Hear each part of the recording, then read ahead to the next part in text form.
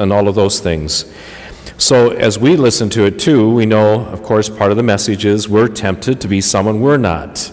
We're baptized into the death and resurrection of Jesus. We are to be another Christ. So who Christ is who we are, and we're tempted to do otherwise. I think a great gift we all have at the Five Saints Catholic community is our twin parish in Chantal.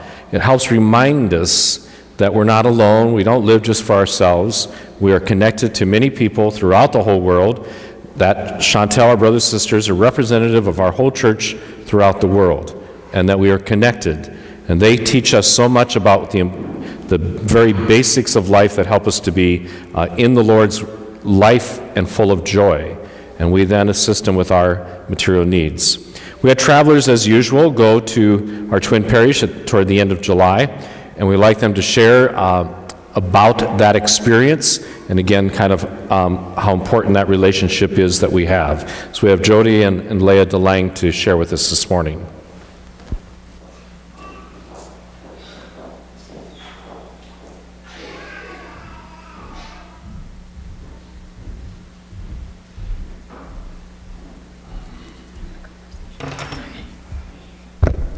Good morning. My name, in case you didn't know, was Jodi and Ellayah, and this is my daughter Leah, and we both went to Haiti about a month ago with 6 other people. I'd love to share with you my experience. First off, I'd like for you to give you a mental picture of what we saw over there. Picture, if you can, the Great Depression mixed with the 90s. The homes, the buildings, the shops, the chapels, the roads, the farms, outhouses, if any, are from the Great Depression. The clothes, the hairstyles, the cell phones, the motorcycles, the Jeeps are that of the 90s. The people of Chantal and surrounding chapels want to learn from us. They feel we are an answer to their prayers. Many of the chapels have no walls, have no floors, roofs, or even bathrooms. Bathrooms are a dream item. Imagine an outhouse being a dream item. They are asking for our parishes to help them rebuild these chapels. They don't want us to rebuild them for them. They want to work with us and learn how to do this the best they can, so that this doesn't happen again in their next disaster. Which record shows there's a natural disaster there every 5 years. So they're coming up on another one shortly. They want to know how to have clean water, how to farm, grow crops other than what naturally grows there. The communities come together to help build, help raise their children, worship, and even eat together, even if they have to walk an hour on a donkey trail to do this. This is why they are more concerned about rebuilding their chapels than their homes. They use these chapels for masses, community centers, shelters, school for the young, and now the traveling medical clinic. I really enjoy seeing their community spirit, and my hope is that we, the Five Saints, can have the same spirit with ourselves and them. I encourage any of you who have the gift of engineering, inventing, carpentry, invention, plumbing, water management, to think about making this trip next year. Haiti needs your gifts and talents. I also wanted to let all the farmers, especially those that had been there before, know that the farm that we helped purchase is being used very well. They have a chicken coop now, several garden spots, and a working well. They're growing beets, tomatoes, peppers, onions, cabbage, carrots, sweet corn, and of course their usual crops. The soil in these gardens are black, not the red clay like you see everywhere else. The people of Chantal were more than excited to show us this farm, and they could not stop thanking us. It was humbling for me because I had nothing to do with how wonderful this farm turned out. Those that sent money for the land, the farmers that went before us, they are the ones to thank. So thank you from Chantel.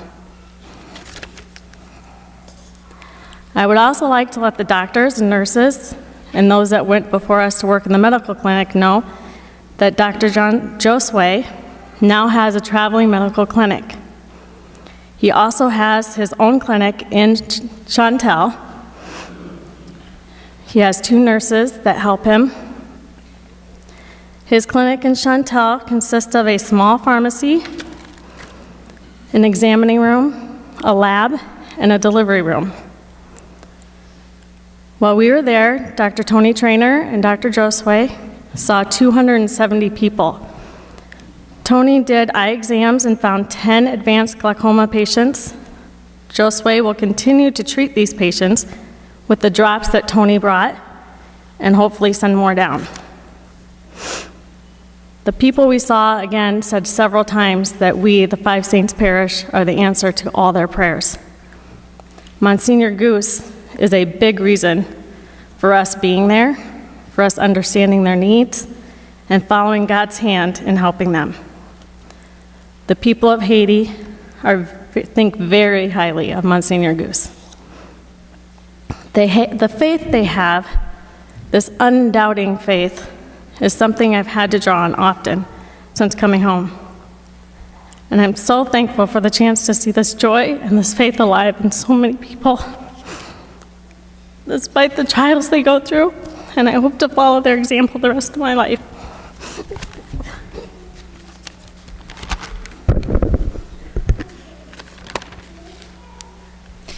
My name is Leah DeLang, and like my mom said, we have just had the amazing opportunity to go to Haiti. Going into this trip, I had been told to expect levels of poverty beyond anything I had ever seen before. When we arrived in Chantal, I was at a loss for words. Judging by just the looks of the community, I wondered how people could live in the conditions they do and still have a beautiful and thriving faith. What amazed me were the celebrations each chapel threw for us. Even on days where it rained, the people would hike up the mountain in their Sunday best to celebrate with us. In each chapel, we were sat in the front and honored like royalty. Then, after each celebration, the people would dance down the aisle with bowls of food on their heads to offer it to us. Even though we knew the people desperately needed this food, not accepting it would be a terrible disrespect to them.